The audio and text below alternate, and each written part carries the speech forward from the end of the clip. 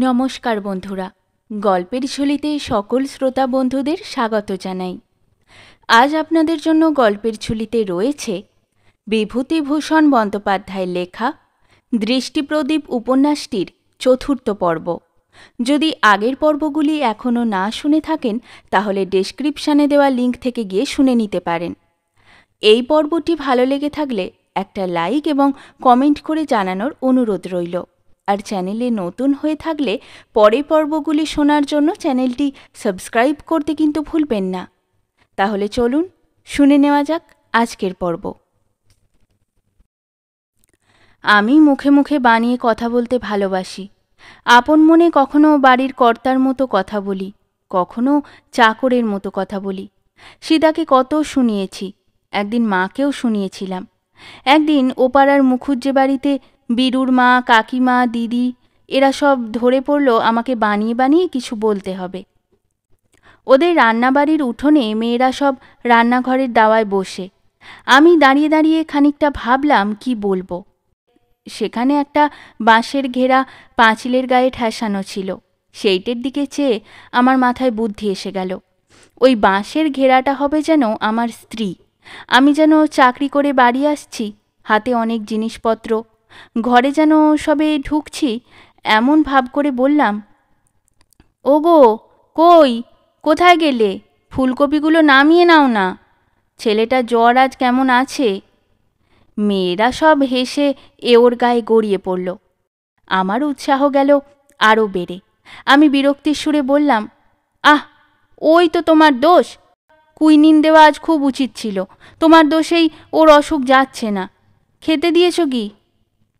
আমার স্ত্রী অপ্রতিভ হয়ে খুব নরম সুরে কি একটা জবাব দিতেই রাগ পড়ে গেল আমার। বললাম, ওই পুঁটলিটা খোলো, তোমার একজোড়া কাপড় আছে আর একটা তরল আলতা। মেয়েরা আবার খিলখিল করে হেসে উঠল। বীরুর ছোট বৌদিদি মুখে কাপড় গুজে হাসতে লাগলো। আমি বললাম, ইয়ে করো, আগে হাত পা ধোয়ার জল দিয়ে একটু চায়ের জল চড়াও দিকি। সেই কখন ট্রেনে উঠেছি, ঝাঁকুনির চোটে আর এই দুকোষ হেঁটে খিদে পেয়ে গিয়েছে, আর সেই সঙ্গে একটু হালুয়া। কাগজের ঠোঙা খুলে দেখো কিশমিশ এনেছি কিনে, বেশ ভালো কাবুলি। বীরুর কাকিমা তো ডাক ছেড়ে হেসে উঠলেন। বীরুর মা বললেন, ছোঁড়া পাগল, কেমন সব বলছে দেখো। মা গো মা, উফ, আর হেসে পারি নে। বীরুর ছোট বৌদিদির দম বন্ধ হয়ে যাবে বোধহয় হাসতে হাসতে। বললে, ও মা, আমি যাব কোথায়? ওর মনে মনে ওই সব শখ আছে, ওর ইচ্ছে ওর বিয়ে হয়, বউ নিয়ে অমনি সংসার করে। উফ মা রে। সন্ধ্যা উত্তীর্ণ হয়ে গেছে। আমি রান্নাঘরে বসে স্ত্রীর সঙ্গে গল্প করছি। রান্না এখনও শেষ হয়নি। আমি বললাম, চিংড়ি মাছটা কেমন দেখলে? খুব পচেনি তো? কালিয়াটায় ঝাল একটু বেশি করে দিও। বীরুর কাকিমা বললেন, হ্যাঁ রে, তুই কি কেবল খাওয়া দাওয়ার কথা বলবি বউয়ের সঙ্গে? কিন্তু আর কি ধরনের কথা বলবো খুঁজে পাইনি। ভাবলাম খানিকক্ষণ আর কি কথা বলা উচিত। আমি এই ধরনের কথা সকলকে বলতে শুনেছি স্ত্রীর কাছে। ভেবে ভেবে বললাম, খুকির জন্যে জামাটা আনবো, কালোর গায়ের মাপ দিও তো, আর জিজ্ঞেস করো কি রং ওর পছন্দ। না না, এখন আর ঘুম ভাঙিয়ে জিজ্ঞেস করবার দরকার নেই, ছেলে মানুষ ঘুমোচ্ছে, থাক, কাল সকালেই। খুব গম্ভীর মুখে কথা বলতেই মেয়েরা আবার হেসে উঠল। দেখে আমি ভারী খুশি হয়ে উঠলাম। আরও বাহাদুরি নেবার ইচ্ছার উৎসাহের সুরে বললাম, আমি নেপালি নাচ জানি, চা বাগানে থাকতে আমি দেখে দেখে শিখেছি। মেয়েরা সবাই বলে উঠল, তাও জানিস না কি? বারে, তো তুই বলিসনি কোনো দিনও, দেখি দেখি। কিন্তু আর একজন লোক দরকার যে, আমার সঙ্গে আর কে আসবে? সীতা থাকলে ভালো হতো, সেও জানে। আপনাদের বিনা কোথায় গেল? সে হলেও হয়। এ কথায় মেয়েরা কেন যে এত হেসে উঠল হঠাৎ, তা আমি বুঝতে পারলাম না। বিনা বীরুর মেজ বোন, আমার চেয়ে কিছু ছোট। দেখতে বেশ ভালো। সে ওখানে ছিল না তখন। একা একা নেপালি নাচ হয় না বলে বেশি বাহাদুরিটা আমার আর নেওয়া হয়নি সেদিন। সীতার বই পড়ার ব্যাপার নিয়ে জ্যাঠাইমা সকল সময় সীতাকে মুখ নাড়া দেয়। সীতা যে পরিষ্কার পরিচ্ছন্ন ফিটফাট থাকতে ভালোবাসে এটাও জ্যাঠাইমা বা কাকিমারা দেখতে পারেন না। সীতা চিরকাল ওই রকম থেকে এসেছে চা বাগানে। একটিমাত্র মেয়ে, মা তাকে সব সময় সাজিয়ে গুজিয়ে রাখতে ভালোবাসতেন। কতকটা আবার গড়ে উঠেছিল মিস নর্টনের দরুন। মিস নর্টন মাকে পড়াতে এসে নিজের হাতে সীতার চুল আঁচড়ে দিত, চুলে লাল ফিতে বেঁধে দিত, হাত ও মুখ পরিষ্কার রাখতে শেখাতো। এখানে এসে সীতার দুখানার বেশি তিনখানা কাপড় জোটেনি কোনো সময়, জামা তো নেই। জ্যাঠাইমা বলেন, মেয়ে মানুষের আবার জামা গায়ে কিসের? কিন্তু ওরই মধ্যে সীতা ফর্সা কাপড়খানি পরে থাকে, চুলটি টান টান করে বেঁধে পেছনে গোল খোপা বেঁধে বেড়ায়, কপালে টিপ পরে। এ গায়ের একপাল অসভ্য অপরিষ্কার ছেলেমেয়ের মধ্যে ওকে সম্পূর্ণ অন্য রকমের দেখায়। যে কেউ দেখলেই বলতে পারে ও এ গায়ের নয়, এ অঞ্চলের না, ও সম্পূর্ণ স্বতন্ত্র।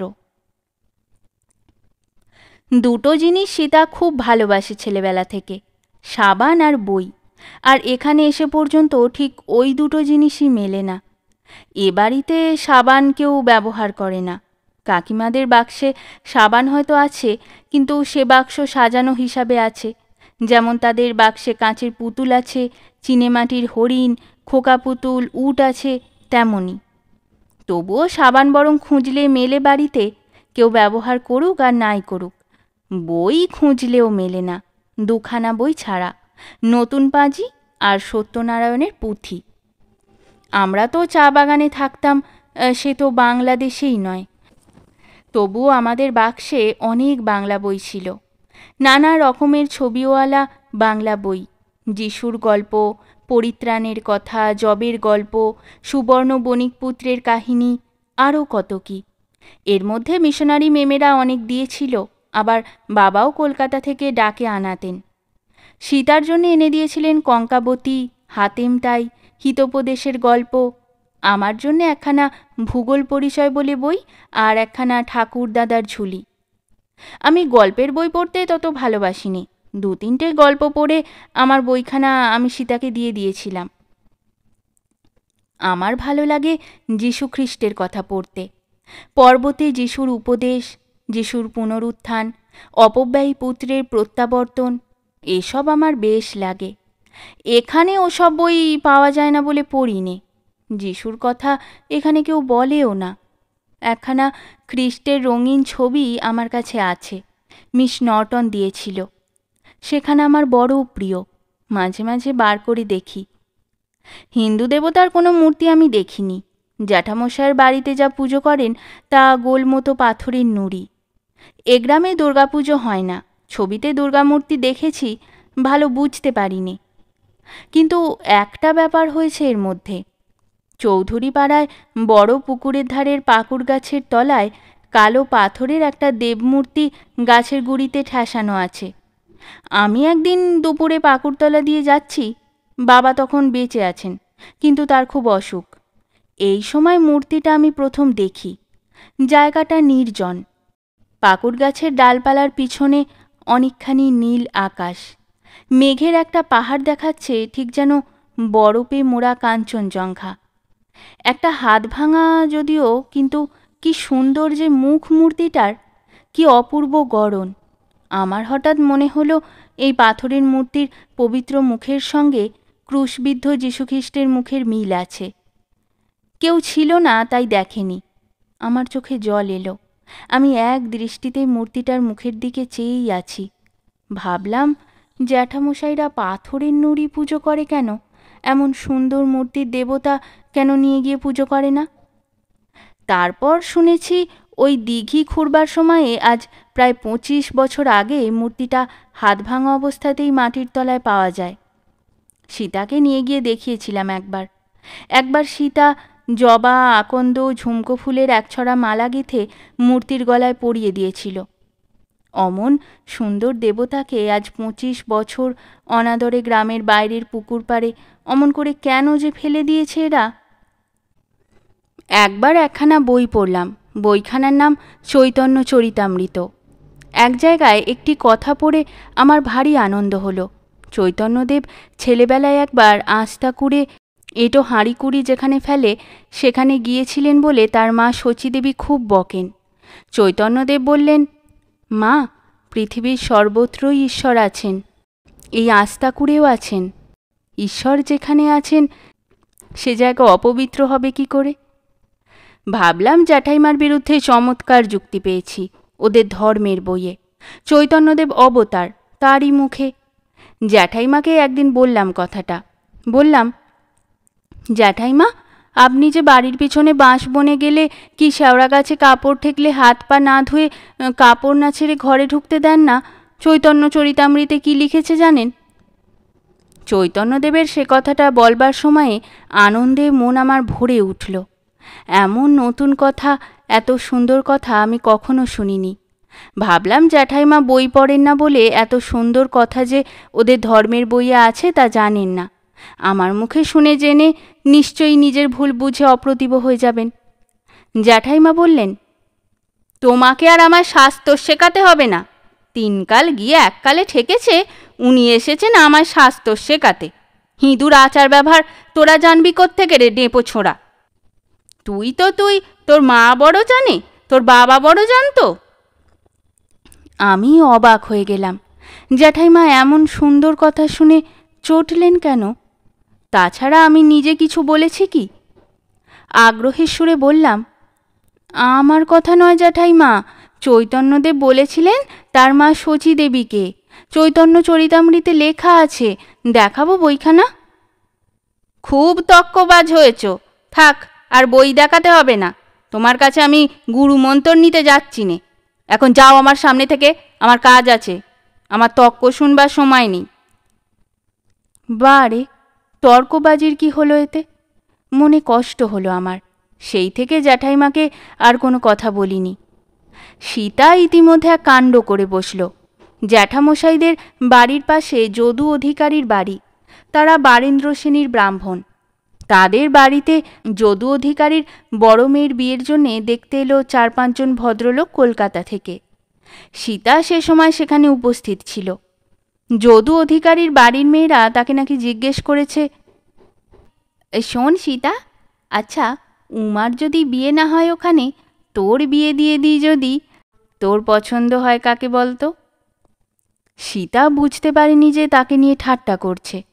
বলেছে নাকি চোখে চশমা কে একজন এসেছিল তাকে। ওরা সে কথা নিয়ে হাসাহাসি করেছে। জ্যাঠাইমার কানেও গিয়েছে কথাটা। জ্যাঠাইমা ও সেজ কাকিমা মিলে সীতাকে বেহায়া, বোকা, বদমাইশ, জ্যাঠামে যা তা বলে গালাগালি আরম্ভ করলেন। আরও এমন কথা সব বললেন যা ওদের মুখ দিয়ে বেরুলো কি করে আমি বুঝতে পারিনি। আমি সীতাকে বকলাম, মাও বকলেন। তুই যাস কেন যেখানে সেখানে? আর না বুঝে যা তা বলিসই বা কেন? এসব জায়গার ধরন তুই কি বুঝিস? সীতার চোখ ছলছল করে উঠল। সে অত শত বোঝেনি। কে জানে ওরা আবার এখানে বলে দেবে। সে মনে যা এসেছে মুখে সত্যি কথাই বলেছে।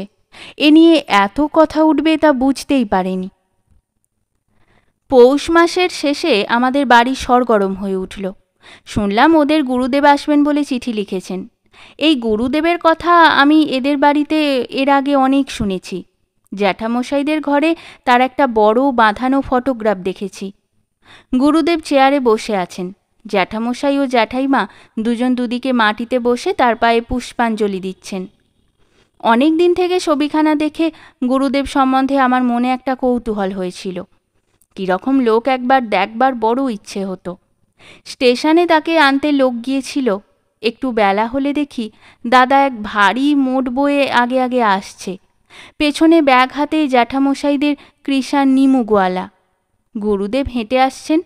রং কালো, মাথার সামনের দিকে টাক, গায়ে চাদর, পায়ে চটি। আমার জ্যাঠতুতো ও খুড়তুতো ভাই বোনেরা দরজার কাছে ভিড় করে দাঁড়িয়েছিল। পায়ের ধুলো নেওয়ার জন্য তাদের মধ্যে কাড়াকাড়ি পড়ে গেল। আমি এগিয়েও গেলাম না। পায়ের ধুলোও নিলাম না। জ্যাঠাইমা গুরুদেবের পা নিজের হাতে ধুইয়ে আঁচল দিয়ে মুছিয়ে দিলেন। খুড়িমারা বাতাস করতে লাগলেন। ছেলেমেয়েরা তাকে ঘিরে দাঁড়িয়ে রইল। তিনি সেজ খুড়িমাকে জিজ্ঞেস করলেন, বৌমা, ছেলের তোঁতলামিটা সেরেছে? মেজ খুড়িমাকে বললেন, গোষ্ঠ আজকাল কি বাদার কাচারি থেকে গরমের সময় একদম আসে না? কতদিন আগে এসেছিল বললে? বাড়ির ছেলেমেয়েদের একে একে ডেকে মাথায় হাত বুলিয়ে আদর করলেন। দু একটা কথাও জিজ্ঞেস করলেন। কিন্তু দাদা যে অত বড় ভারী মোট বয়ে আনলে স্টেশন থেকে, সেও সেইখানে দাঁড়িয়ে তাকে একটা মিষ্টি কথাও বললেন না। আমার রাগ হলো। তিনি কি ভেবেছেন দাদা বাড়ির চাকর? তাও ভাবা অসম্ভব এই জন্যে যে ওখানে যতগুলো ছেলে মেয়ে দাঁড়িয়ে ভিড় করে আছে, তাদের মধ্যে দাদার রূপ সকলের আগে চোখকে আকৃষ্ট করে। এ গায়ে দাদার মতো রূপবান বালক নেই, শুধু এ বাড়ির তো দূরের কথা। আশা করে দাঁড়িয়ে আছে, একটা ভালো কথাও তো বলতে হয় তার সঙ্গে। গুরুদেবের জন্যে বিকেলে বাড়িতে কত কি খাবার তৈরি হলো। মেজ খুড়িমা, সদুর মা, জ্যাঠাইমা সবাই মিলে ক্ষীরের, নারকেলের, ছানার কী সব গড়লেন। মাকে এসব কাজে ডাক পড়ে না, কিন্তু দেখে একটু অবাক হলাম, সদুর মাকে ওরা এতে ডেকেছেন। মা আর সদুর মার ওপর যত উঞ্ছ কাজের ভার এ বাড়িতে। সদুর মার অদৃষ্ট ভালো হয়েছে দেখছি। গুরুদেব সন্ধ্যাহ্নিক সেরে বাইরে এলে তাকে যখন খাবার দেওয়া হলো, তখন সেখানে বাড়ির ছেলে মেয়ে সবাই ছিল, আমরাও ছিলাম। কিন্তু হিরণ দিদি ও সেজ কাকিমা সকলকে সেখান থেকে তাড়িয়ে দিলেন। গুরুদেব বললেন, কেন ওদের যেতে বলছো বৌমা? থাক না, ছেলেপিলেরা গোলমাল করেই থাকে। গুরুদেব ৩-৪ দিন রইলেন। তার জন্যে সকালে বিকালে নিত্য নতুন কি খাওয়া দাওয়ার ব্যবস্থাই যে হলো। পিঠে, পায়েস, সন্দেশ, ছানার পায়েস, ক্ষীরের ছাঁচ, চন্দ্রপুলি, লুচি। তিনি তো খেতে পারতেন না, আমরা বাদে বাড়ির অন্য ছেলেমেয়েরা তার পাতের প্রসাদ পেত। তিনি জলখাবার খেয়ে উঠলে তার রেকাবিতে বা থালায় যা পড়ে থাকত, কাকিমারা ডেকে ছেলেমেয়েদের দিতেন। আমরা সেখানে থাকতাম না, কারণ প্রথম দিকে ছেলেমেয়েরা সেখানে থাকলে কাকিমা বকতেন। তারপর গুরুদেবের খাওয়া হয়ে গেলে যখন তাদের ডাক পড়ত, তখন বাড়ির ছেলেরা কাছে কাছেই থাকতো বলে তারাই যেত। আমি কারুর পাতের জিনিস খেতে পারিনি, এই জন্যে আমি যেতাম না। ওরা ডেকেও কোনো খাবার জিনিস আমাদের কোনো দিন দিলেন না। কিন্তু মনে মনে আমি হতাশ হলাম। আমি একবারে যে আশা করিনি তা নয়, ভেবেছিলাম গুরুদেব এলে আমরা সবাই ভালো খাওয়ার ভাগ পাবো কিছু কিছু। সন্ধ্যাবেলা, বেশ শীত পড়েছে। গুরুদেব আমলকিতলায় কাঠের জলচৌকিতে কম্বল পেতে বসে আছেন। পায়ে সবুজ পাড় বসানো বালাপোষ। ছেলেমেয়েরা সব ঘিরে আছে, যেমন সর্বদাই থাকে। একটু পরে জ্যাঠাইমা, মেজ কাকিমা, সদুর মা, হিরণ দিদি এলেন। গুরুদেবের খুব কাছে আমি কোনোদিন যাইনি। আমি গোয়ালঘরের কাছে দাঁড়িয়ে আছি, ছেলেমেয়েরা গল্প শুনছে গুরুদেবের কাছে। আমার কিন্তু গল্পের দিকে মন নেই। আমার জানবার জন্যে ভয়ানক কৌতূহল যে গুরুদেব কী ধরনের লোক, তার অত খাতির, যত্ন, আদর এরা কেন করে? তার পায়ে জ্যাঠাইমা ও জ্যাঠামশাই পুষ্পাঞ্জলি দেনই বা কেন? তার ফটো বাঁধিয়েই বা ঘরে রাখা আছে কেন? এসবের দরুন গুরুদেব সম্বন্ধে আমার মনে এমন একটা অদ্ভুত আগ্রহ ও কৌতূহল জন্মে গিয়েছে যে তিনি যেখানেই থাকুন আমি কাছে কাছে আছি সর্বদাই, অথচ খুব নিকটে যাইনি। গুরুদেব মুখে মুখে ধর্মের কথা বলতে লাগলেন। আমি আরেকটু এগিয়ে গেলাম ভালো করে শোনবার জন্যে। এসব কথা শুনতে আমার বড় ভালো লাগে। একবার কি একটা যোগ উপস্থিত, গঙ্গা স্নানে মহাপুণ্য, সকল পাপ ক্ষয় হয়ে যাবে, স্নান করলেই মুক্তি। পার্বতী শিবকে বললেন, আচ্ছা প্রভু, আজ এই যে লক্ষ লক্ষ লোক কাশীতে স্নান করবে, সকলেই মুক্তি পাবে? শিব বললেন, তা নয় পার্বতী, চলো তোমায় দেখাবো। দুজনে কাশীতে এলেন মণিকর্ণিকার ঘাটে। শিব বৃদ্ধ ব্রাহ্মণের সব সেজে ঘাটের ধারে পড়ে রইলেন। পার্বতী তার স্ত্রী সেজে পাশে বসে কাঁদতে লাগলেন। যারা এলো তাদের বললেন, আমার বৃদ্ধ স্বামী মারা গিয়েছেন, এর সৎকার করার ব্যবস্থা আপনারা করুন। কিন্তু একটা মুশকিল আছে, সব জিনিস স্পর্শ করবেন তার সম্পূর্ণ নিষ্পাপ হওয়া চাই, নইলে সব স্পর্শেই মৃত্যু ঘটবে। এ কথা শুনে সাহস করে কেউ এগোয় না। সবাই ভাবে, পাপ তো কতই করেছি, প্রাণ দিতে যাবে কে। সারা দিন কাটল। সন্ধ্যা নামে নামে একজন চণ্ডাল ঘাটের ধারে অশ্রুমুখী ব্রাহ্মণ পত্নীকে দেখে কি হয়েছে জিজ্ঞাসা করলে। পার্বতী সকলকে যা বলে এসেছেন তাকেও তাই বললেন। চণ্ডাল শুনে ভেবে বললেন, তার জন্যে ভাবনা কি মা, আজ গঙ্গা স্নান করলে তো নিষ্পাপ হবই। এত বড় যোগ যখন, এ জন্ম তো দূরের কথা, শত জন্মের পাপ ক্ষয় হয়ে যাবে পাঁজিতে লিখেছে। তা দাঁড়ান, আমি ডুবটা দিয়ে আসি। এবং একটু পরেই ডুব দিয়ে উঠে এসে বললে, মা ধরুন ওদিক, আমি পায়ের দিকটা ধরছি, চলুন নিয়ে যাই। শিব নিজ মূর্তি ধারণ করে চণ্ডালকে বর দিলেন। পার্বতীকে বললেন, পার্বতী দেখলে, এই লক্ষ লক্ষ লোকের মধ্যে এই লোকটি মাত্র আজকের যোগের ফল লাভ করবে। মুক্তি যদি কেউ পায়, এই চণ্ডালই পাবে। গল্পটা আমার ভারী ভালো লাগলো। সেদিনকার চৈতন্য চরিতামৃতে পড়া সেই কথাটা মনে পড়ল। জ্যাঠাইমাকে বলেছিলাম, জ্যাঠাইমা বিশ্বাস করেননি। ওদের শাস্ত্রের কথাতেই ওর বিশ্বাস নেই, অথচ মুখে হিঁদুয়ানি তো খুব দেখান। আর আমাকে, মাকে, সীতাকে, দাদাকে বলেন খ্রিস্টান। আজকার গুরুদেবের এই গল্পটা কি জ্যাঠাইমা কাকিমারা বুঝতে পারলেন? চণ্ডালের ওপর আমার ভক্তি হলো। আমি যেন মনে মনে কাশী চলে গিয়েছি। আমি যেন মণিকর্ণিকার ঘাটে বৃদ্ধ ব্রাহ্মণবেশী শিব ও ক্রন্দনরতা পার্বতীকে প্রত্যক্ষ করেছি। ও বছর বড়দিনের সময় মিশনারি মেমেরা আমাদের রঙিন কার্ড দিয়েছিল। ছোট একখানা ছবিওয়ালা বই দিয়েছিল। তাতে একটি কথা সোনার জলে বড় বড় করে লেখা আছে মনে পড়ল, তাহারা ধন্য যাহারা পরীক্ষায় উত্তীর্ণ হইয়াছে, কারণ তাহারা জীবন মুকুট প্রাপ্ত হইবে। তার পরদিন সন্ধ্যাবেলাতেও গুরুদেব আমলকিতলায় আসন পেতে বসে গল্প বলছিলেন ছেলে মেয়েদের। একবার উঠে আহ্নিক করতে গেলেন, আবার এসে বসলেন। মেয়েরাও এলেন।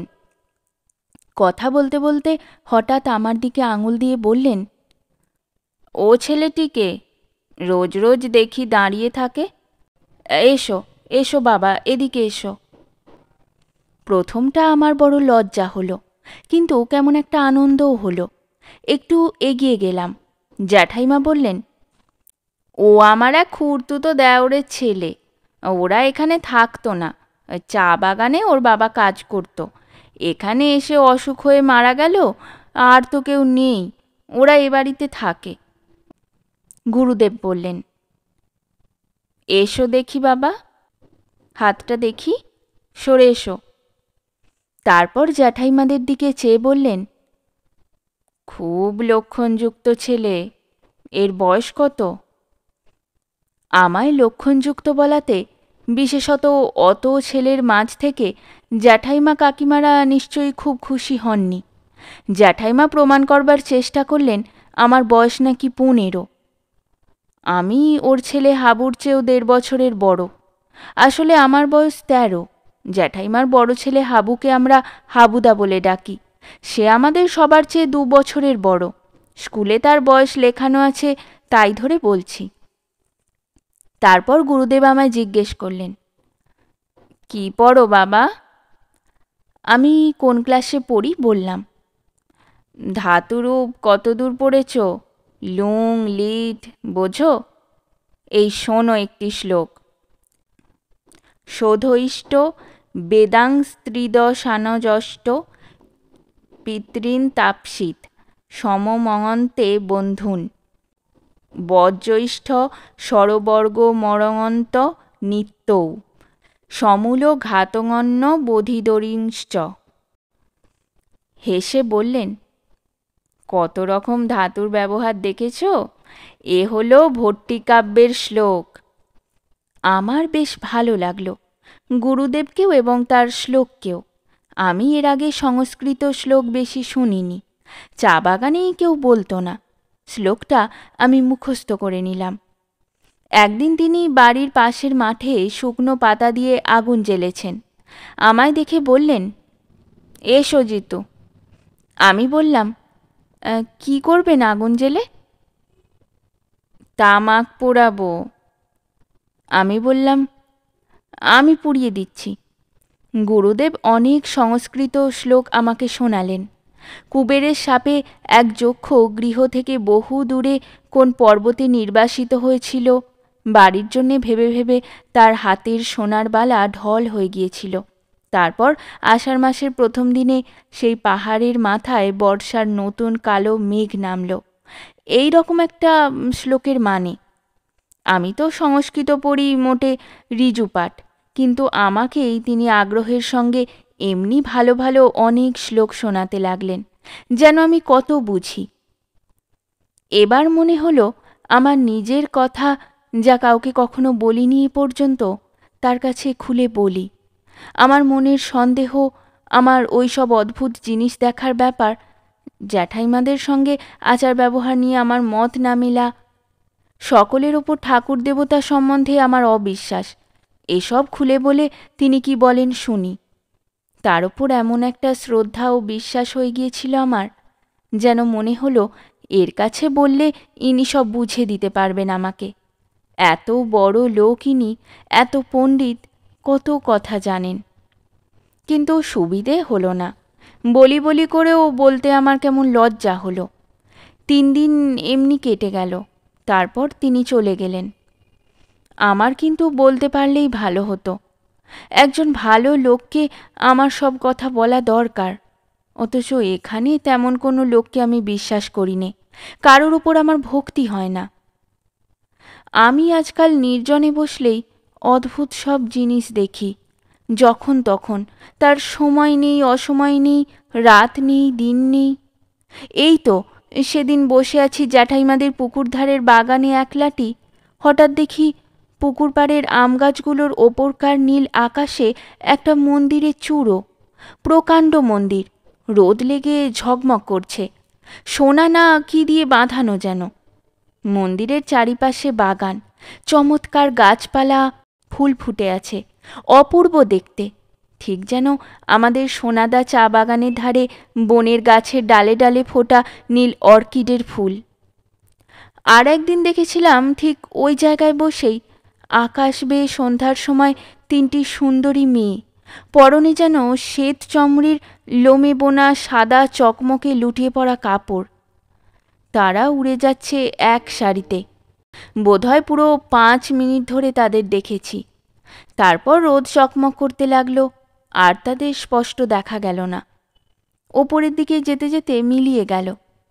এরকম নতুন নয়, কতবার দেখেছি, প্রায়ই দেখি, 2-5 দিন অন্তর দেখি। দেখে দেখে আমার সয়ে গিয়েছে, আগের মতো ভয় হয় না। কিন্তু একবার ভাবি, এ আমার একরকম রোগ, না চোখ খারাপ হয়ে গিয়েছে, নাকি। আমার কারোর সঙ্গে মিশতে সাহস হয় না এই জন্যে যে হয়তো কোনো সময় আবার অন্য ভাব এসে যাবে, আর কে সঙ্গে থাকবে সে আমায় ভাববে পাগল, হয়তো হাসবে, হয়তো লোককে বলে দেবে। এমনিও এ বাড়িতে জ্যাঠাইমা, কাকিমা, কাকা এরা আমায় পাগলই ভাবেন। কি করব? আমি যা দেখি ওরা তা দেখতে পান না, এই আমার অপরাধ। একটা উদাহরণ দিই। ফাল্গুন মাসে ছোট কাকার মেয়ে পানি অসুখে পড়ল। 1 দিন 2 দিন গেল, অসুখ আর সারে না, জ্বর লেগেই আছে। 7 দিন কেটে গেল, জ্বর একইভাবে। 10 দিনের দিন অসুখ এমনই বাড়ল, নৈহাটি থেকে বড় ডাক্তার আনাবার কথা হলো। পানিকে আমার এ বাড়ির ছেলেমেয়েদের মধ্যে ভালো লাগে। তার বয়স বছর 7-8, ঝাঁকড়া চুল মাথায়, চোখ কটা সাহেবদের ছেলে মেয়েদের মতো। এবারই ছেলে মেয়েদের মুখে যেমন খারাপ কথা আর গালাগালি লেগেই আছে, পানির কিন্তু তা নয়। তার একটা কারণ, সে এতদিন মামার বাড়িতে তার দিদিমার কাছে ছিল, গঙ্গার ওপারে ভদ্রেশ্বরে। সে বেশ মেয়ে, বেশ গান করতে পারে, প্রাণে তার দয়া মায়া আছে। পানির অসুখ হয়ে পর্যন্ত আমার মন খারাপ হয়ে গিয়েছিল। আমার ইচ্ছে হয়েছিল ওর কাছে গিয়ে বসে গায়ে হাত বুলিয়ে দিই, কিন্তু কাকিমা তো আমায় বিছানা ছুতে দেবে না, সেই ভয়ে পারতাম না। পানির তখন 17 দিন জ্বর চলছে। বুড়ো গোবিন্দ ডাক্তার ঘোড়ার গাড়ি করে স্টেশন থেকে এলো। দালানে বসে মশলার কৌটো বের করে মশলা খেলে। ভাজা মশলার গন্ধে দালান ভুরভুর করতে লাগলো। চা করে দেওয়া হলো, চা খেলে। তারপর ওষুধ লিখে দিয়ে ভিজিটের টাকা মেজো কাকার হাত থেকে নিয়ে না দেখেই পকেটে পুরল। তারপর রোগীকে বারবার গরম জল খাওয়ানোর কথা বলে গাড়ি করে চলে গেল। একটু একটু অন্ধকার হয়েছে, কিন্তু এখনো বাড়িতে সন্ধ্যার শাঁখ বাজেনি, কি আলো জ্বালা হয়নি। হয়তো ডাক্তার আসবার জন্যে সকলে ব্যস্ত ছিল বলেই। আমি রোগীর ঘরে দোরের কাছে গিয়ে দাঁড়ালাম, কিন্তু পানির বিছানায় পানির শিয়রে যে বসে আছে তাকে চিনতে পারলাম না। লাল পাড় শাড়ি পরনে, আধ ঘোমটা দেওয়া কি একজন। জ্যাঠাইমার মতো দেখতে বটে, কিন্তু জ্যাঠাইমা তো নয়। ঘরের মধ্যে আর কেউ নেই। এইমাত্র কাকিমা বাইরে গেছেন ডাক্তারে কি বলে গেল তাই জানতে ছোট কাকার কাছে। আমি ভাবছি লোকটা কে। এমন সময় তিনি মুখ তুলে আমার দিকে চেয়ে বললেন, জিতু, নির্মলাকে বলো পানিকে আমি নিয়ে যাব। আমি ওকে ফেলে থাকতে পারবো না। ও আমার কাছে ভালো থাকবে। নির্মলা যেন দুঃখ না করে। আমি আশ্চর্য হয়ে গেলাম। কে নির্মলা? আমি চিনি নে। যিনি বলছেন তিনিই বা কে? কোথা থেকে এসেছেন? কই, এ বাড়িতে তো কোনো দিন দেখিনি তাকে। পানিকে তিনি এই অসুস্থ শরীরে কোথায় নিয়ে যাবেন? এসব কথা ভাববার আগেই ছোট কাকিমা ঘরে ঢুকলেন। কিন্তু আরও আশ্চর্যের বিষয় এই যে বিছানার পাশে যিনি বসে আছেন ছোট কাকিমা যে তাকে দেখতে পাচ্ছেন এমন কোনো ভাব দেখলুম না। বিছানায় যিনি বসেছিলেন তিনি আমায় বললেন, জিতু, নির্মলাকে বলো এইবার আমি চলে যাচ্ছি। আমি কিছু না ভেবে কলের পুতুলের মতো চেয়ে বললাম, নির্মলাকে? ছোট কাকিমা আমার দিকে কটমট করে চেয়ে বললে, কেন, সে খোঁজে কি দরকার? তিনি ভাবলেন আমি বুঝি তাকেই জিজ্ঞেস করছি। অন্য মহিলাটি বিছানা থেকে নেমে ওদিকে দরজা দিয়ে বার হয়ে চলে গেলেন। যাবার সময় আমাকে বললেন, এই তো নির্মলা ঘরে এসেছে। আমি বললাম, আপনি কেন বলুন না নিজে? ততক্ষণে তিনি বার হয়ে চলে গিয়েছেন। ছোট কাকিমা আমার দিকে অবাক হয়ে চেয়ে আছেন। বললেন, কি বকছিস পাগলের মতো? ওদিকে চেয়ে কার সঙ্গে কথা বলছিস? নির্মলাকে সে খোঁজে তোমার কি দরকার শুনি?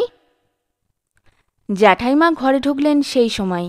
তিনি বললেন, কি হয়েছে, কি বলছে ও? ছোট কাকিমা বললেন, আপন মনে কি বকছে দেখো না দিদি। ও এ ঘর থেকে চলে যাক, আমার ভয় করে। ও ছেলের মাথার ঠিক নেই, আমার নাম করে কী সব বলছে। জ্যাঠাইমা বললেন, কি বলছিলি কাকিমার নাম করে? আমার বিস্ময় তখনও কাটেনি। আমি তখন কেমন হয়ে গিয়েছি। ছোট কাকিমার নাম যে নির্মলা আমি তা কখনো শুনিনি। ওই মেয়েটি যে চলে গেল, আমার সঙ্গে কথা বলে গেল, ছোট কাকিমা তাকে দেখতে পেলেন না, তার কথাও শুনতে পেলেন না, এই বা কেমন? জ্যাঠাইমার কথার কোনো জবাব আমার মুখ দিয়ে বেরুল না। আমার মাথা ঘুরে উঠল। তারপর কি যে ঘটল আমি তা জানি না। জ্ঞান হলে দেখি মা আমার মাথা কোলে নিয়ে বসে কাঁদছেন। আমি দালানেই শুয়ে আছি। চারিপাশে বাড়ির অনেক মেয়ে জড়ো হয়েছে। সবাই বললে আমার মৃগী রোগ আছে। ভাবলাম হয়তো হবে, একেই বোধহয় মৃগী রোগ বলে। আমার বড় ভয় হলো। বাবা মারা গিয়েছেন পাগল হয়ে, এ বাড়ির অনেকের মুখে শুনেছি। আমরাও পাগল হতে পারি। তার মধ্যে আমার নাকি পাগলের লক্ষণ আছে অনেক। সে সন্ধ্যার কথা কখনো ভুলব না। জীবনে এত ভয় আমার কোনো দিন হয়নি। এই ভেবে ভয় হলো যে আমার সত্যিই কোনো কঠিন রোগ হয়েছে, কিন্তু কাউকে বলবার উপায় নেই রোগটা কী। মৃগী রোগী হয়তো হয়েছে, নয়তো বাবার মতো পাগলই হয়ে যাব হয়তো, না কি হবে। যে রাত্রে বাবা পাগল হয়ে গিয়ে বালিশের তুলো ছিঁড়ে ঘরময় ছড়িয়ে দিলেন, কেরোসিনের টেমির মিটমিটে অস্পষ্ট আলোয় রাত দুপুরে তার সেই অদ্ভুত সারা গায়ে মুখে মাথায় তুলো মাখা মূর্তি বারবার মনে আসতে লাগল। আমার মনে সেই রাত্রি সেই মূর্তি চিরদিনের জন্য আঁকা হয়ে আছে। ওই রকম কি আমারও হবে? মাকে আঁকড়ে ধরে শুয়ে রইলাম সারা রাত। মনে মনে কতবার আকুল আগ্রহে প্রার্থনা করলাম, প্রভু যিশু, তুমি দেবতা, তুমি আমার এ রোগ সারিয়ে দাও, আমায় পাগল হতে দিও না, আমায় বাঁচাও। সকালে একটু বেলায় রোদ উঠলে পানি মারা গেল। জ্যাঠাইমা সকালে উঠে বউদের কুটনো কুটবার উপদেশ দেবেন, কি কি রান্না হবে তা ঠিক করে দেবেন। এ বাড়িতে ভাগ্নে বউ ছাড়া কেউ গায়ে দুইতে পারে না। এদিকের কাজ সেরে জ্যাঠাইমা তাকে সঙ্গে নিয়ে গোয়ালে নিজের চোখের সামনে দুধ দোয়াবেন। সীতা বলে, পাছে ভাগ্নে বউ নিজের ছেলে মেয়েদের জন্য কিছু সরিয়ে রাখে বোধহয় এই ভয়ে। তারপর তিনি স্নান করে গরদের কাপড় পরে ঠাকুর ঘরে ঢুকবেন। সেখানে আহ্নিক চলবে বেলা 11টা পর্যন্ত। সে সময়ে ঠাকুর ঘরে দৌড়ে কারুর গিয়ে উকি দেবার পর্যন্ত হুকুম নেই। সবাই বলে জ্যাঠাইমা বড় পুণ্যবতী। পুণ্যবতীই তো, একদিন যে ছবি দেখেছিলাম ভুলিনি কোনো দিন। জ্যাঠাইমা ঠাকুর ঘর থেকে বার হয়ে এসে বারান্দায় দাঁড়িয়েছেন। পরনে গরদের শাড়ি, কপালে সিঁদুর, চন্দনের টিপ, টকটকে চেহারা। এমন সময় আমার মা একরাশ বাসি কাপড় নিয়ে গোবর ছড়ার বালতি হাতে পুকুরের ঘাটে যাচ্ছেন। পরনের ময়লা কাপড়ের জায়গায় জায়গায় কাদা গোবরের ছোপ, রুক্ষ চুল। বেলা 12টার কম নয়। সকাল থেকে মার মুখে এক ফোঁটা জলও পড়েনি। জ্যাঠাইমা ডেকে বললেন, বউ, রান্নাঘরের ছোট জালার জল কি কাল তুমি তুলেছিলে? আমি না কতবার তোমায় বারণ করেছি ছোট জালায় তুমি জল ঢালবে না। বড় জালায় বেশি না পারো তো 3 কলসি করে ঢেলেও তো বেগার শোধ দিলে পারো। ছোট জালার জল জ্যাঠামশাই, জ্যাঠাইমা বা কাকারা খান। জ্যাঠাইমার এ কথা বলার উদ্দেশ্য এই যে মা গুরুমন্ত্র নেননি, মায়ের হাতের জল অতএব শুদ্ধ নয়, সে জল ওরা খাবেন কি করে? সত্যিই তো, জ্যাঠাইমা পুণ্যবতী, নইলে তিনি ঠাকুর ঘরে পবিত্র দেহে পবিত্র মনে এতক্ষণ জপ আহ্নিক করছিলেন, আর মা মরছিলেন বেলা 12টা পর্যন্ত গোয়াল আস্তাকুর ঘেঁটে। মা নাস্তিক মাতাল কেরানির স্ত্রী, তার ওপর আবার মেমের কাছে লেখাপড়া শিখে জাত খুইয়েছেন। কেন ওরা জল খেতে যাবেন মার হাতের? আমার মনে হলো ঠাকুরও শুধু বড় মানুষের, পুণ্যও বড় মানুষের জন্যে, নইলে মায়ের, ভাগ্নে বউয়ের, ভুবনের মায়ের সময় কোথায় তারা নিশ্চিন্ত মনে শুচি হয়ে গরদ পরে তার পায়ে ফুল তুলসী দেবে? বোধহয় এইসব নানা কারণে জ্যাঠাইমাদের বাড়ির গৃহদেবতার প্রতি আমি অনেকটা চেষ্টা করেও কোনো ভক্তি আনতে পারতাম না। একবার ভেবেছি হয়তো সেটা আমারই দোষ, আমারই শিক্ষা হয়েছে অন্যভাবে, অন্য ধর্মাবলম্বী লোকেদের মধ্যে। তাদের কাছে যে দয়া মমতা পেয়েছি আর কোথাও তা পাইনি বলেই। ছেলেবেলা থেকে যীশুখ্রিস্টের কথা পড়ে আসছি, তার করুণার কথা শুনেছি, তার কত ছবি দেখেছি। আমার কাছে একখানা ছবি আছে খ্রিস্টের, মেমেরা বড়দিনের সময় আমায় দিয়েছিল। বকের পালকের মতো ধবধবে সাদা দীর্ঘ ঢিলে আলখাল্লা পরা যিশু হাসি খুশি মুখে দাঁড়িয়ে। চারিধারে তার ছোট ছোট ছেলেমেয়েরা ভিড় করেছে। একটি ক্ষুদ্র শিশু তার পা ধরে উঠে দাঁড়াতে চেষ্টা করছে, আর তিনি তাকে ধরে তুলতে যাচ্ছেন নিচু হয়ে। মুখে কি অপূর্ব জ্যোতি, কি সুন্দর চাউনি! আমি এ ছবিখানা বইয়ের ভিতর রেখে দিই, রোজ একবার করে দেখি, এত ভালো লাগে। কিন্তু যীশুখ্রিস্টের সম্বন্ধে কোনো ভালো বই পাইনি। আমার আরও জানবার ইচ্ছে হয় তার কথা। মাকে যে মেমেরা পড়াতো চা বাগানে, তারা একখানা মথিলিখিত সুসমাচার ও খানকতক ছাপানো কাগজ বিলি করেছিল, সেইগুলো কতবার পড়া হয়ে গিয়েছে। তাছাড়া আর কোনো বই নেই। এখানে এসে পর্যন্ত আর কোনো নতুন বই আমার চোখে পড়েনি। আমাদের স্কুলে একটা ছেলে নতুন এসে ভর্তি হয়েছে আমাদেরই ক্লাসে। তার নাম বনমালী। জাতে সদগোপ, রং খুব কালো, কিন্তু মুখের চেহারা বেশ, বয়সে আমার চেয়ে কিছু বড়। সে অবস্থাপন্ন ঘরের ছেলে। এখানে একটা ঘর ভাড়া করে থাকে, বামুনের আধে। অনেক দূরের পাড়াগাঁয়ে তার বাড়ি। সেখানে লেখাপড়া শেখার কোনো সুবিধে নেই, তাই ওকে ওর বাপ মা এই গাঁয়ে পাঠিয়েছে। কিন্তু লেখাপড়ার দিকে বনমালীর মন নেই। সে বাসার উঠোনে এক তুলসী চারা পুঁতে বাঁধিয়েছে। দিনরাত জপ করে, একবেলা খায়, মাছ মাংস ছোঁয় না। শ্রীকৃষ্ণ নাম তার সামনে উচ্চারণ করবার জো নেই, তাহলেই তার চোখ দিয়ে জল পড়বে। রাত্রি জপের ব্যাঘাত হয় বলে বিকেলবেলা স্কুল থেকে গিয়ে খেয়ে দিয়ে নিশ্চিন্ত হয়ে বামুন ঠাকুরকে ছুটি দেয়। তারপর বসে বসে অনেক রাত পর্যন্ত জপ করে, হরিনাম করে। সে সময় কেউ কাছে গেলে সে ভারী চটে। অদ্ভুত ধরনের ছেলে বলে তাকে সকলে ভারী খ্যাপায়। স্কুলের ছেলেরা তার সামনে কিষ্ট কিষ্ট বলে চেঁচায়, তার চোখে জল বেরোয় কিনা দেখবার জন্য। এই নিয়ে মাস্টারেরা পর্যন্ত খিঁচুনি দিতে বাকি রাখে না। সেদিন তো অ্যালজেব্রার আঁক না পারার দরুন আমাদের সামনে সেকেন্ড মাস্টার ওকে বললে, তুমি তো শুনেছি কেষ্ট নাম শুনলে কেঁদে ফেলো, তা যাও, পয়সা আছে বাপের, মঠ বানাও, মৎসব দাও, লেখাপড়া করবার শখ কেন? এসব তোমার হবে না বাপু। আমি একদিন বনমালীর কাছে সন্ধ্যার সময় গিয়েছি। ও তখন একটা টুলের ওপর বসে এক মনে দেওয়ালের দিকে চেয়ে বোধহয় জপ করছে। আমায় দেখে উঠে দৌড় খুলে দিলে, হেসে বসতে বললে। ওকে অদ্ভুত মনে হয়, সেজন্যই দেখা করতে গিয়েছিলাম যে তা নয়। আমার মনে হয়েছিল ও যেরকম ছেলে, ও বোধহয় আমার নিজের ব্যাপারগুলোর একটা মীমাংসা করে দিতে পারবে। তাছাড়া ওকে আমার ভালো লাগে খুব। ওকে ভালো মানুষ পেয়ে সবাই খ্যাপায়, অথচ ও প্রতিবাদ করে না। অনেক সময় বোঝে না যে তারা খ্যাপাচ্ছে, এতে আমার বড় মায়া হয় ওর ওপর। বনমালীকে জিজ্ঞেস করলাম সে কিছু দেখে কিনা। সে আমার কথা বুঝতে পারলে না, বলল, কি দেখব? তাকেই বুঝিয়ে বললাম, না, সে কিছু দেখে না। তারপর একটা অদ্ভুত ঘটনা ঘটল। ঘরে একখানা ছবি ছিল, আমি সেদিকে আঙুল দিয়ে দেখিয়ে বললাম, ওখানা কি তোমার ঠাকুরের ছবি?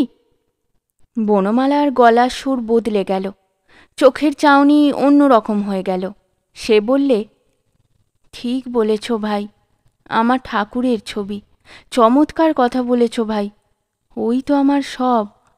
আমার ঠাকুর শুধু কেন, তোমার ঠাকুর সবারই ঠাকুর। বলতে বলতে দরদর করে তার চোখে জল পড়তে লাগলো। আমি অবাক হয়ে গেলাম, কিন্তু একটু পরে বনমালীর কান্নার বেগ থামলে গর্বের সুরে বললাম, খুব গোপনীয় কথা বললাম ওকে, কারও কাছে এ পর্যন্ত মুখ ফুটে কথাটা বলিনি। বললাম, আমার ঠাকুর অন্য কেউ নয়, আমার ঠাকুর যীশু খ্রিস্ট। আমার কাছেও ছবি আছে। বনমালী হাঁ করে আমার দিকে চেয়ে রইল, তারপর অপ্রতিভভাবে বললে, ও তোমরা খ্রিস্টান? আমি চুপ করে রইলাম। বনমালী ভেবে বললে, তার কাছে সব সমান। আমি বললাম, কার কাছে? শ্রীহরির কাছে ভাই, আবার কার কাছে? তার কাছে কি আর হিন্দু, মুসলমান, খ্রিস্টান আছে? তিনি যে পতিত পাবন, অধমের ঠাকুর। আমার মনে ব্যথা লাগলো এই ভেবে বনমালী আমাকে অধম মনে করেছে, যীশুখ্রিস্টকেও ছোট করতে চায়। আমি বললাম, যিশুর কাছেও সব সমান। পাপীদের জন্যে তিনি প্রাণ দিয়েছিলেন জানো? মথিলিখিত সুসমাচারে লিখেছে, যে তাহাতে বিশ্বাস করে সে অনন্ত জীবন। মথিলিখিত সুসমাচারের বাইরে আমার আর কিছু জানা নেই। বনমালী কিন্তু সংস্কৃতে শ্রীকৃষ্ণের ধ্যান আবৃত্তি করে আমায় শ্রীকৃষ্ণের রূপ বুঝিয়ে দিলে। আরও অনেক কথা বললে। আমি 2-3 দিন তার কাছে গেলাম, তার ঠাকুর সম্বন্ধে শুনবার জন্যে। জ্যাঠাইমাদের বাড়ির সকলের চেয়ে ও বেশি জানে ওদের ধর্ম সম্বন্ধে, এ আমার মনে হলো। কিন্তু বনমালী আমার খ্রিস্টভক্তি ভালো চোখে দেখলে না। বললে, হিন্দু হয়ে ভাই এ তোমার ভারী অদ্ভুত কাণ্ড যে তুমি অপরের দেবতাকে ভক্তি করো। গীতায় বলেছে, স্বধর্মে নিধনং শ্রেয় পরধর্ম ভয়াবহ, অর্থাৎ নিজের ধর্মে। আমি তাকে বুঝে বললাম, হিন্দু আমি কখনোই না। আমরা যেখানে যে অবস্থায় মানুষ হয়েছি সেখানে হিন্দু ধর্মের কথা কিছু শুনিনি কোনো দিন। কেউ বলতো না, যা বলতো তাই শুনেছি, তাই বিশ্বাস করেছি, তাই মনে লেগেছে। এতে আমার কি কোনো দোষ হয়েছে ভাই? সেদিন সন্ধ্যার সময় আমাদের দালানে আমি বসে পড়ছি, এমন সময় কার পায়ের শব্দ শুনে চেয়ে দেখে আশ্চর্য হয়ে গেলাম। ছোট কাকিমা দাঁড়িয়ে। ছোট কাকিমা বড় মানুষের মেয়ে। তিনি তো কশ্চিনকালে আমাদের ভাঙা দালানে পা দেননি। বিশেষ করে আমাদের দু চোখে তিনি দেখতে পারেন না কোনো কালে। বরং মেজ কাকিমা সময়ে অসময়ে নরম হন, ছোট কাকিমার মুখে মিষ্টি কথা কোনো দিন শুনিওনি। আমাদের ঘরে আর কেউ নেই, দাদা এখনো ফেরেনি। সীতা ও মা জ্যাঠাইমাদের অন্দরে। আমি দাঁড়িয়ে উঠে থতমত খেয়ে বললাম, কি কাকিমা?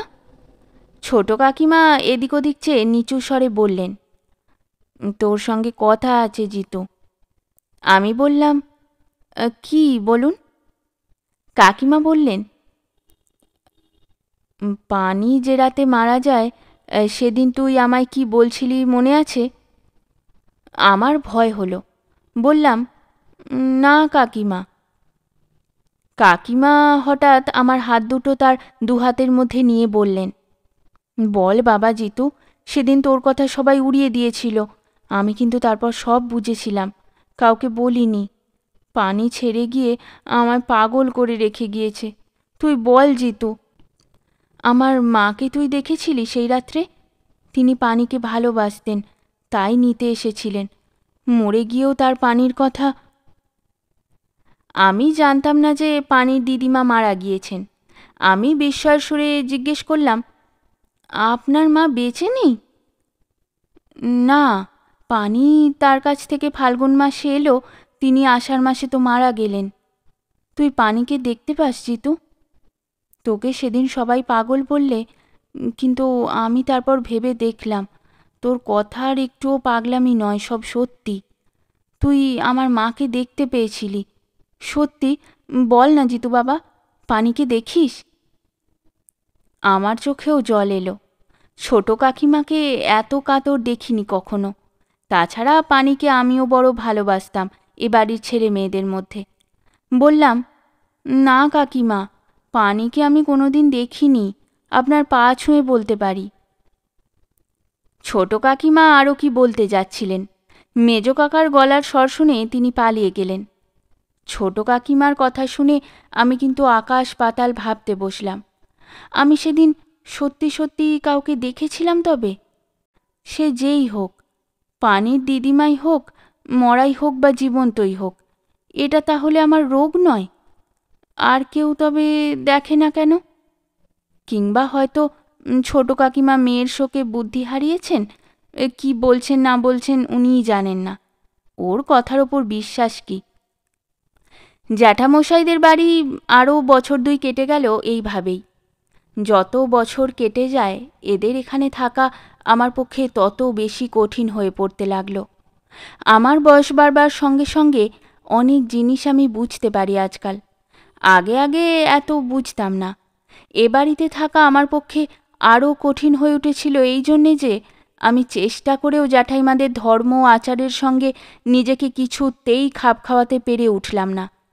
এরা খুব ঘটা করে যেটা ধর্ম বলে আচরণ করে, আমার মনের সঙ্গে সেটা তো আদৌ মেলে না। আমি মনে যা বলি বাইরে তাই করি, কিন্তু ওরা তাতে চটেন। ওদের ধর্মের যেটা আমার ভালো লাগে সেটাকে ওরা ধর্ম বলেন না। কিন্তু একটা ব্যাপার হয়েছে এই, আগে ভাবতাম শুধু জ্যাঠাইমাদের বাড়িতেই বুঝি এই রকম। এখন বয়স বাড়বার সঙ্গে বুঝতে পেরেছি এ গ্রামের অধিকাংশই এরকম, জ্যাঠাইমায়েরা একটু বেশি মাত্র। এতেই আমার সন্দেহ হলো বোধহয় আমার মধ্যেই কোনো দোষ আছে, যার ফলে আমি এদের শিক্ষা নিতে পারছি নে। ভাবলাম আমার যে ভালো লাগে না সে বোধহয় আমি বুঝতে পারি না বলেই। হয়তো চা বাগানে থাকার দরুন ওদের ধর্ম আমরা শেখবার সুযোগ পাইনি। যে আবহাওয়ার মধ্যে ছেলেবেলা থেকে মানুষ হয়েছি সেটাই এখন ভালো লাগে।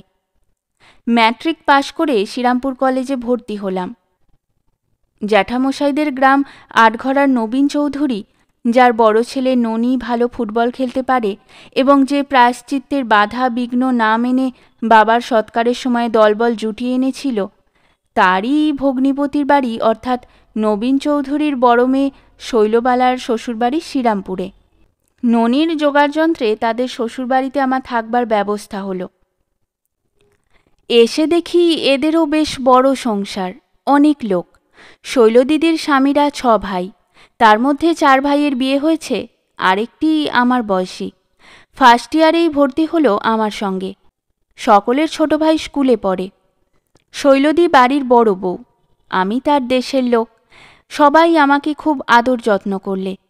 এখানে কিছুদিন থাকবার পরে বুঝলাম যে সংসারে সবাই জ্যাঠামশাইদের বাড়ির ছাঁচে গড়া নয়।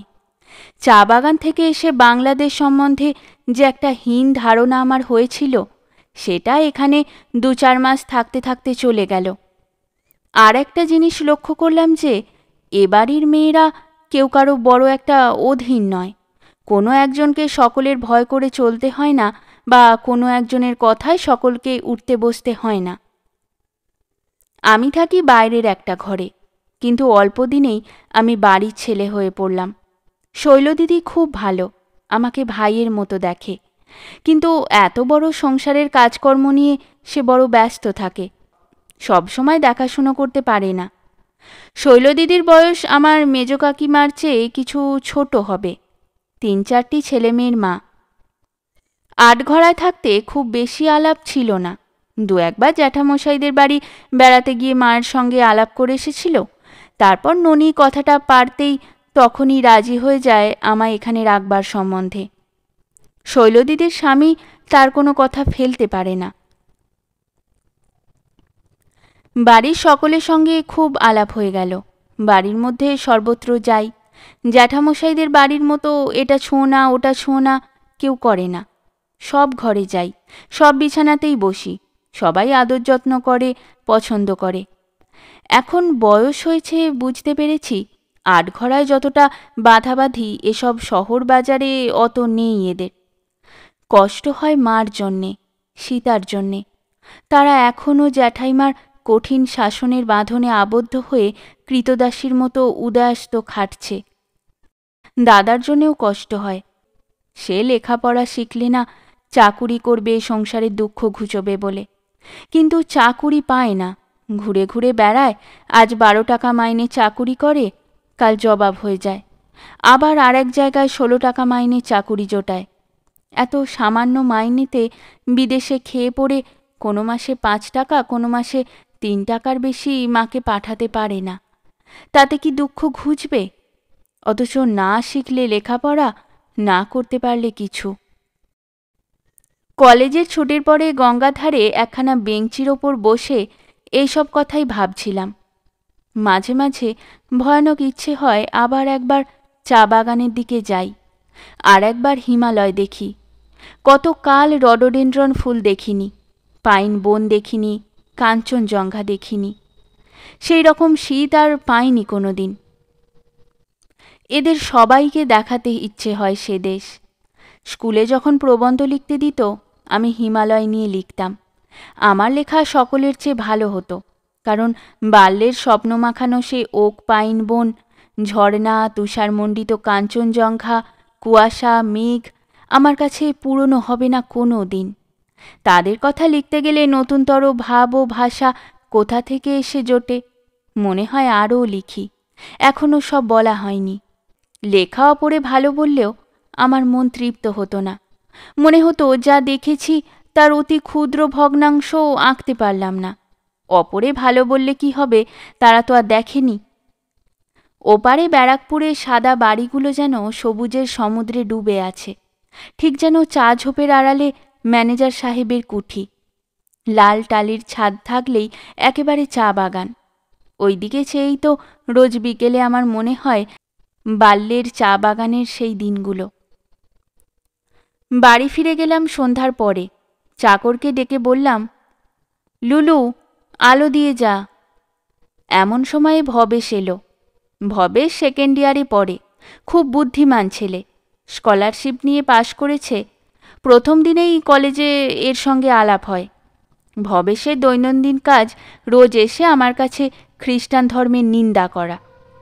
আমাকেও খ্রিস্টান ধর্মের কবল থেকে উদ্ধার করে নাকি হিন্দু করবেই। আজও সে আরম্ভ করলে, বাইবেলটা নিতান্তই বাজে, আজগুবি গল্প। খ্রিস্টান ইউরোপ এই সেদিনও রক্তে সারা দুনিয়া ভাসিয়ে দিলে গ্রেট ওয়ারে। কিসে তুমি ভুলেছ?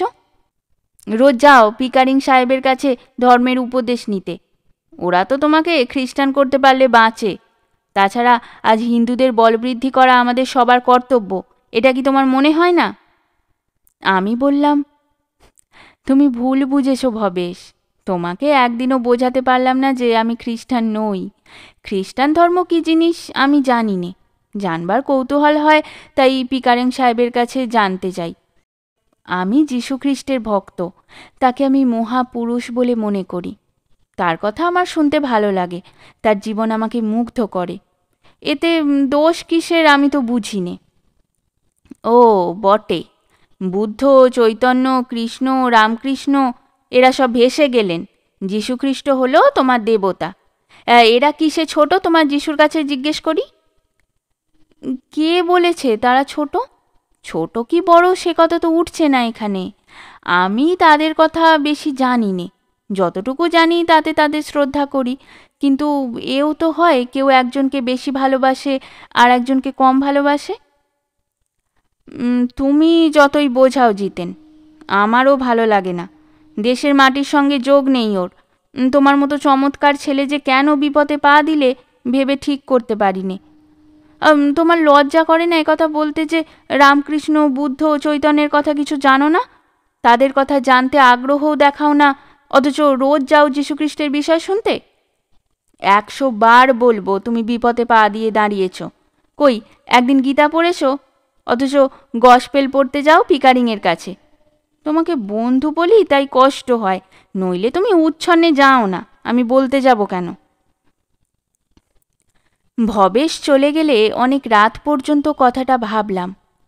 খ্রিস্টকে আমি ভক্তি করি, খ্রিস্টের কথা বলতে ভালো লাগে, শুনতে ভালো লাগে। এতে দোষ আছে কিছু? মহাপুরুষের কি দেশ বিদেশ আছে?